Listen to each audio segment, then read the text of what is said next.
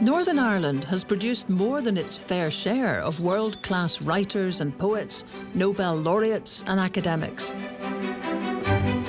They have enriched our culture, examined our history, and drawn inspiration from the landscape they grew up in.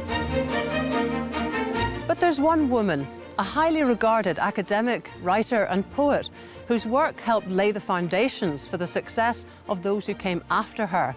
She isn't a household name, and her contribution to the arts and culture of Northern Ireland has been almost completely forgotten. Her name was Nesca Robb.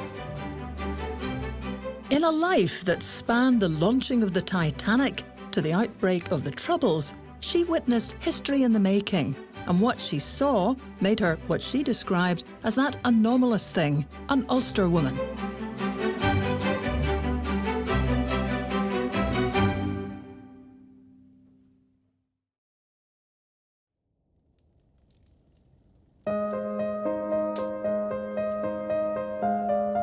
Nesca Robb grew up at Ballyhackamore House in East Belfast, the second daughter of a prosperous and influential Belfast family.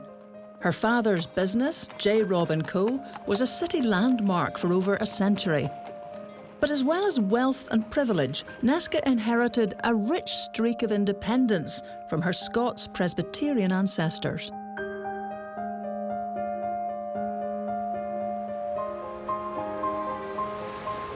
Nesca Robb didn't court publicity or notoriety.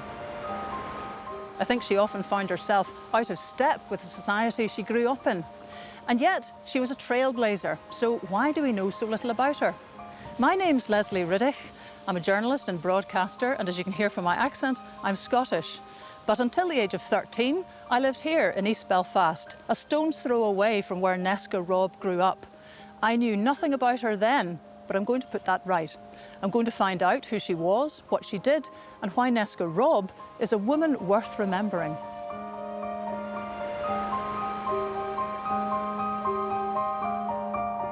At the Public Records Office in Belfast, local historian Billy McCulloch has been researching the Robb family, and he's discovered a treasure trove of long-forgotten photos of Nesca, her unpublished autobiography, and notebooks full of her poetry. If I'm wanting to find out about Nesca Robb, I've got to start here. Yes, anything that I or anybody else knows about Nesca is basically contained within these pages.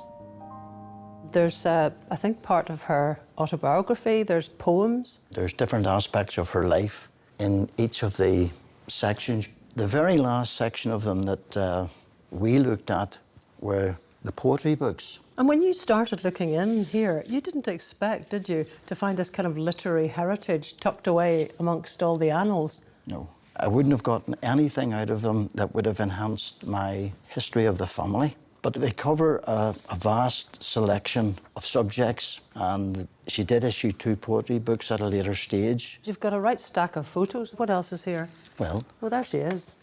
She's a chubby wee lass. She is a chubby wee lass. She never, as she gets older, she never regarded herself as being a beauty. Never.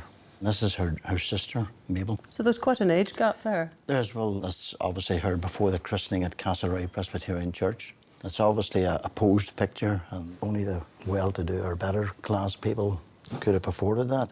So this photo here is Nesca. This is at the Ballyhackamore House, is it? That's correct, yes. This particular photograph is the only photograph that I have seen with Nesca's father. The pony is called Robin, and this is Nesca, I think, at maybe 4 or 5 years of age.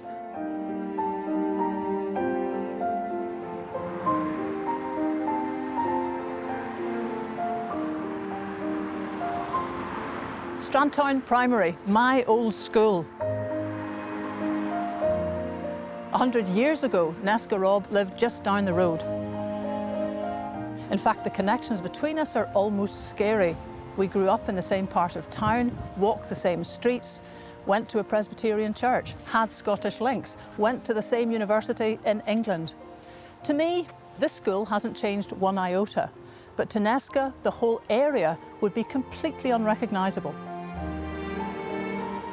Then, Ballyhackamore had only just been incorporated into the city of Belfast, and was home to many of its wealthy merchants and businessmen. Nesca's family home no longer exists, but I'd like to see where it was. Well, I know Nesca's house was down here, number 44, but actually, C.S. Lewis lived on this corner.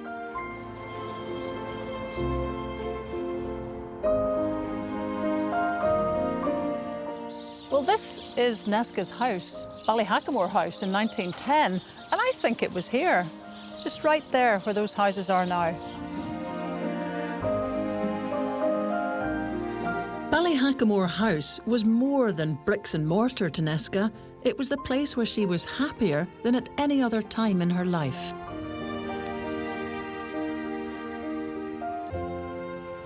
Nesca was growing up at a time of enormous change. Belfast was growing rapidly, and from a very early age, she was fascinated by life beyond the Garden Gate. I love her description of the tram journey into Belfast, past rows of precise, identical red brick houses and on across the Albert Bridge. The way she writes about shipyard workers steaming home from work like a river in spate, and mill girls with black shawls folded nun-like round their faces, filling the air with high-pitched talk and laughter. She wrote of a winter evening when the early dusk seemed to brim the streets like floodwater, the lamplighters, like uncouth pantomime fairies with star-topped wands, touched lamps into blurs of gold, suffusing the foggy air with fugitive, melting blue. And she describes how the city fed her imagination, a vast kaleidoscope filled with a shifting human pattern. It made me irrevocably its child. Time and again in her writing, Nesca returns to the subject of place, of how she feels shaped by the city and the hills around Belfast. And she lived through some of the most significant events in its history. Remembering the collective pride people felt at the launching of the city's most famous ship, she writes, "Half the town seemed to be there, packing the riverside, for Belfast took a proprietary interest in its ships, and this was our masterpiece of design and skill, the largest liner in the world, the Titanic." Years later, Nesca wondered if the fate that befell the Titanic was an omen of things to come, of political unrest in Ireland and war in Europe. In her memoirs, she recalls, "Those were unquiet days in Ireland. Whenever my elders got together, the talk was of the threatened Home Rule Bill and of ways and means of resisting it." Nesca, in her memory of all of this, is very excited about the prospect. What was the atmosphere like in Belfast at that time? I mean, it certainly was a period of feverish excitement in Ireland. It was the topic of conversation at every meal.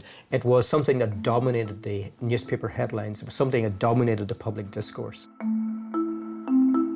During the period of the Third Home Rule crisis, we see mass rallies being organised, demonstrations vehemently denouncing Home Rule, with the organisation of the Ulster Volunteer Force in January 1913. We have a sustained campaign against Home Rule. What was the Robbs' take then on all of this? Well, the Robbs, like many people from a similar background, were vehemently opposed to the idea of a devolved Parliament in Dublin. They were concerned that the Parliament would be ruled over by the Catholic Church, and they were fearful for their own civil and religious liberties. They were also fearful for the economic position of Ulster. Ulster had become wealthy in the course of the 19th century. Belfast in particular was growing at an astronomical rate. It was very much a city that was trading with many parts of the world. And the Robbs were among that Presbyterian, middle class, merchant class who had done extremely well in the course of the 19th century and into the early 20th century. And they were fearful that this would be undermined by Home Rule. Nesca talks about waking up one morning to discover her own family have been involved in what appears to be gun running. What was that all about? Well, the Ulster Volunteer Force needed weapons. The Ulster Unionist leadership arranged to have guns brought from Germany and landed, particularly at Larne, but also at Donaghadee and Bangor, in April 1914. There's some debate as to just how much was brought in at that time, but you see figures of 25,000 guns and 3 million rounds of ammunition. The guns are landed from Larne and other distribution points there, taken out across the province of Ulster, and essentially the authorities turn a blind eye to it. One of Nesca's cousins was a dispatch rider with the UVF, and her father provided support for his staff when they helped unload the cargo of guns in April 1914. For Nesca, as a young girl, I mean, she would have been just on the eve of her 9th birthday at the time of the gun running. And so it would have been a formative experience for her. I mean, it was something that she was extremely conscious of growing up in that household in which they were fearful of home rule. They were concerned about what the implications it would have had for their family and for their economic and social position. And so it does leave a deep, deep impression on her. And it does help to shape her thinking of her distinctiveness as an Ulster woman.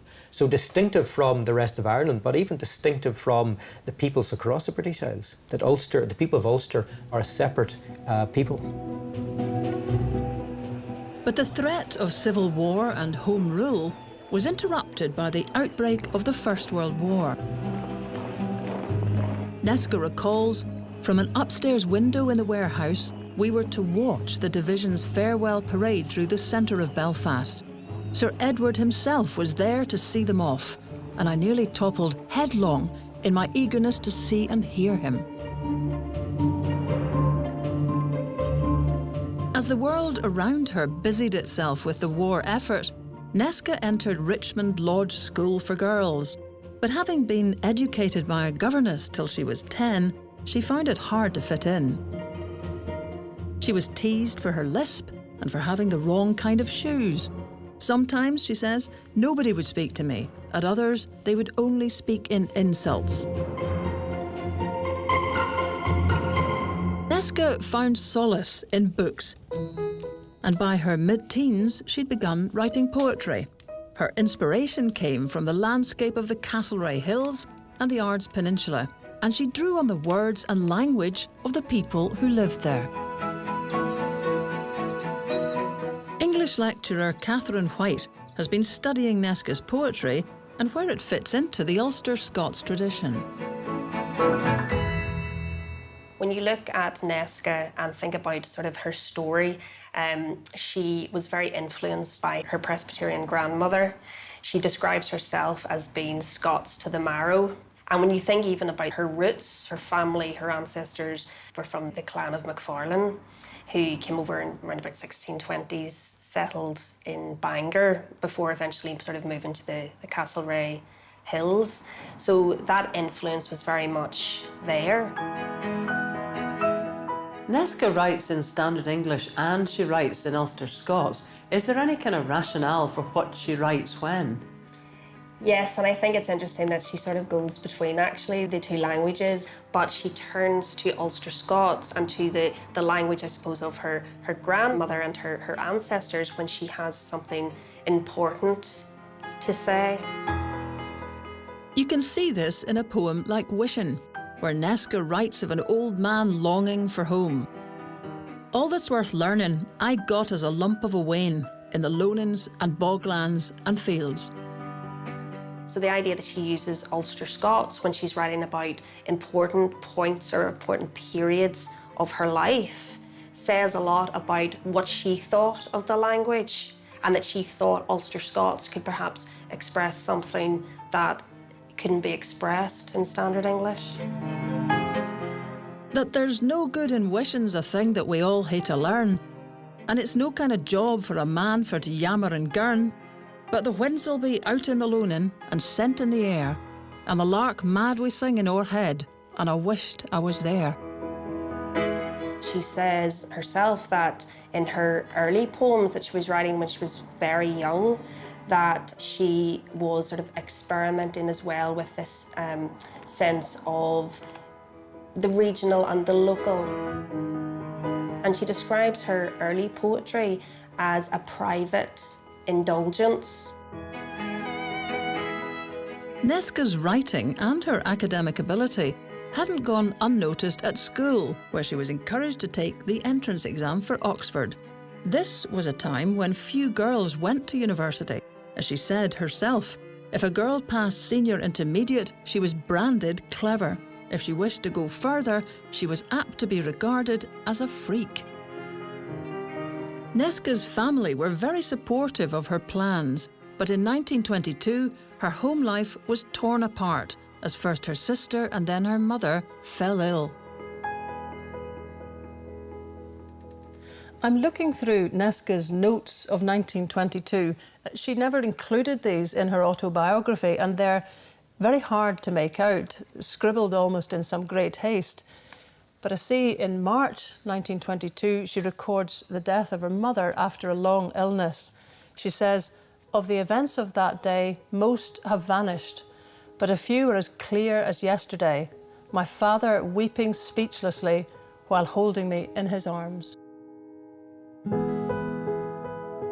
The loss of her mother, from whom she had inherited her love of literature, was a terrible blow to Nesca, but worse was to come.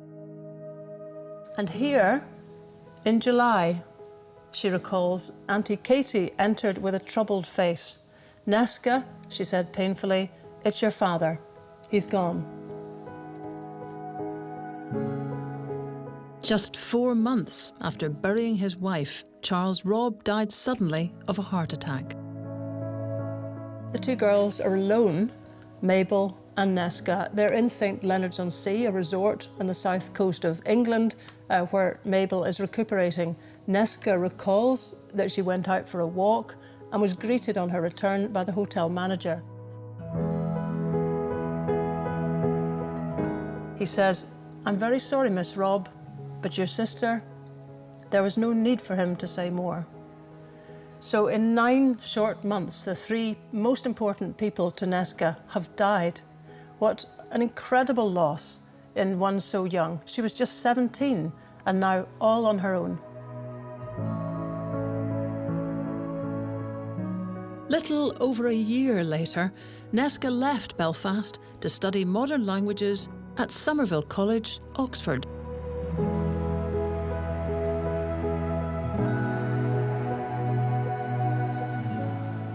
It's strange retracing Nesca's footsteps, how often her world and mine cross over, first in Belfast and now in Oxford, where I went to university too. I've come here to meet college archivist Anne Manuel.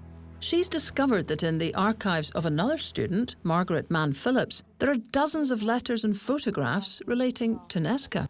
She met Margaret Phillips in the Hilary term, which is the second term of college. And it was after that that I think she then started to settle into Oxford and make some more friends. It was a rather poignant story, actually, of when she met Margaret Mann for the first time and when they started to become really quite close. And it obviously meant a lot to Margaret as well because she's written about it. And she talks about, before she really got to know Nesca, what her impression was, that she was rather aloof, I think, and separate, and certainly that's what her contemporaries thought as well. So she writes, "In common room and dining hall they had seen each other, and Margaret had once told another girl in their year that she was asking Nesca to come for a walk, at which the contemporary had replied caustically, 'You might have a more congenial companion.'" Right. Which is a little bit rude. Yes. This remark showed the attitude of most of the year towards the silent Irish girl, whose reserved, awkward figure, too mature for her years, and suspected intellectual power, kept the others away. She was a dark horse, so she must have felt very alone, I think, in a strange country, a strange environment, and with people thinking that she was somehow a bit different. Yes. But Margaret took to the standoffish Irish girl who confided in her about the loss of her family. Floodgates opened, she wept and wept. They comforted each other for quite a long time. And from that point on, they were the best of friends.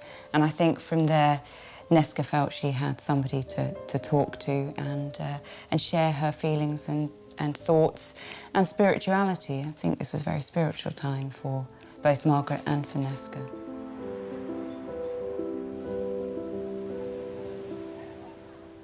That really is striking, because we know that she has had such a terrible time before she came to Oxford, with her mother, father, sister dying, one after the other. And there's no evidence of that in a lot of her formal writing later about her time in England. Right. But it seems like this is the moment that the dam burst. Yes, absolutely, yes.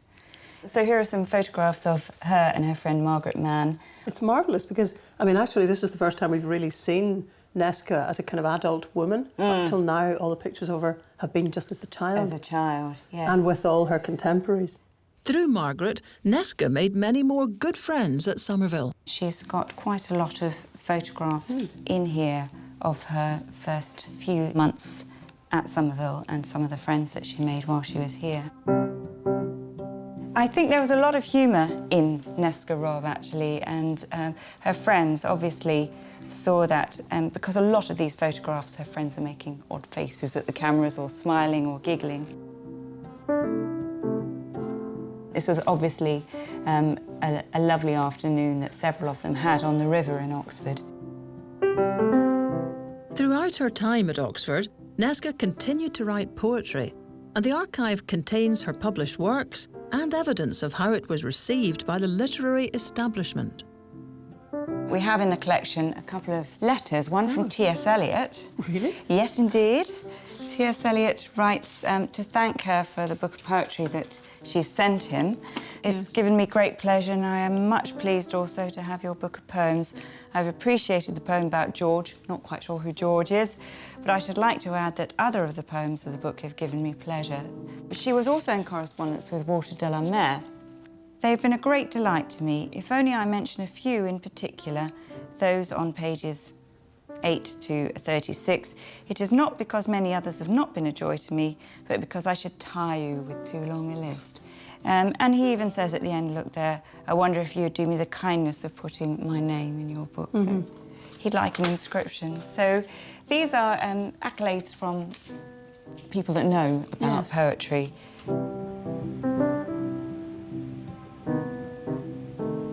That archive was fascinating. So much information that sheds a light on Nesca's personality so far from home. One thing's certain, though, she must have left this college a very different woman from the grieving lass that arrived. At Somerville, Nesca found friendship and literary endorsement, and her PhD on the Italian Renaissance became essential reading for Italian scholars. But like so many other women, she couldn't get a full-time teaching job.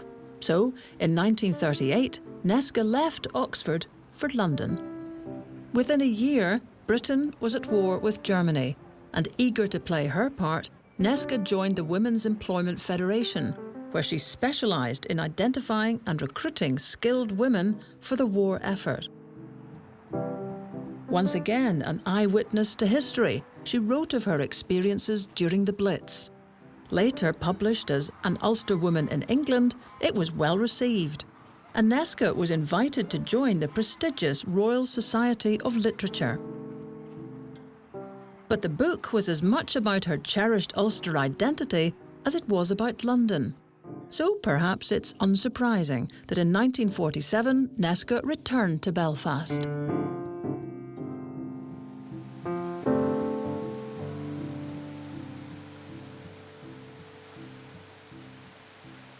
I've come to Craig Glen on the outskirts of East Belfast, land that once belonged to the Robb family.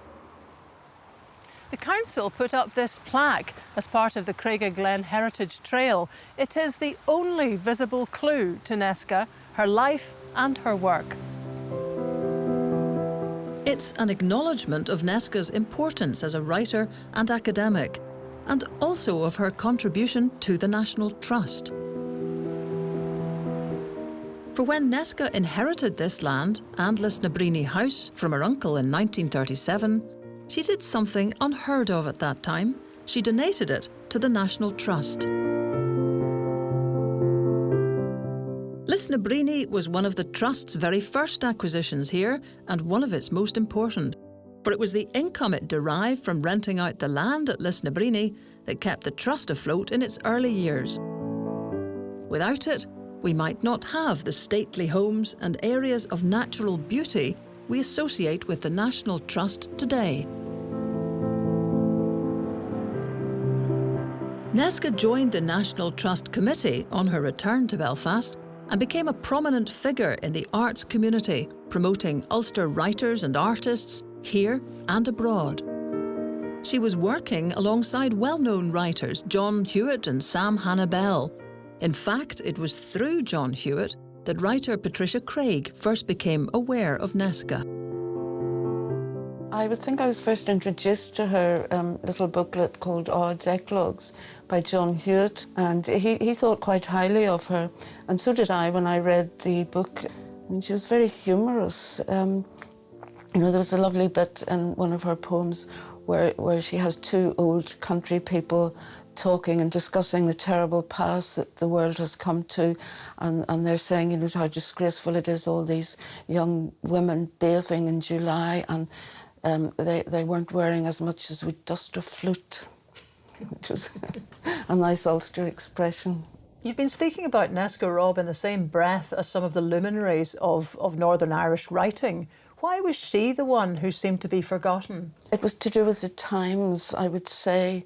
The 50s was male-dominated, and that women had a very hard time trying to get anywhere. She had a lot of professions, if you like. You know, she was a scholar, she was a historian, a poet, a woman of letters, an autobiographer, a teacher, and a committee member.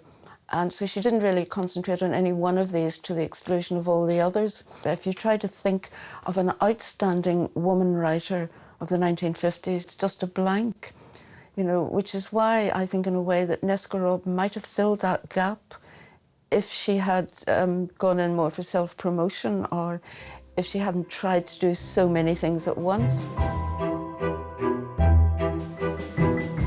So how would you place Nesca Robb's contribution then to Northern Irish culture? I would place her quite highly, actually. I mean, she was ahead of her time. I wish someone would publish her unpublished autobiography. It is so interesting and so good and so well written that it's time that some attention was paid to this woman. But by the mid-50s, Nesca was beginning to make a name for herself, writing a radio play, books of literary criticism, and a biography of William III. And in a rare interview for the Belfast Telegraph, she revealed a little more of her personality. She said she loved all good things in life: friends, music, art and writing, and a good joke. She hated tripe, sweet tea, rhubarb and the bulldozer. Nesca continued to work until her death in 1976. Nesca Robb was a forthright and interesting woman who contributed across a whole range of the arts in Northern Ireland and lived through some of the most momentous years in European and Irish history. And yet her own reputation here seems to have been slightly forgotten. And I think that's a mistake, because Nesca Robb was, without question, an important woman.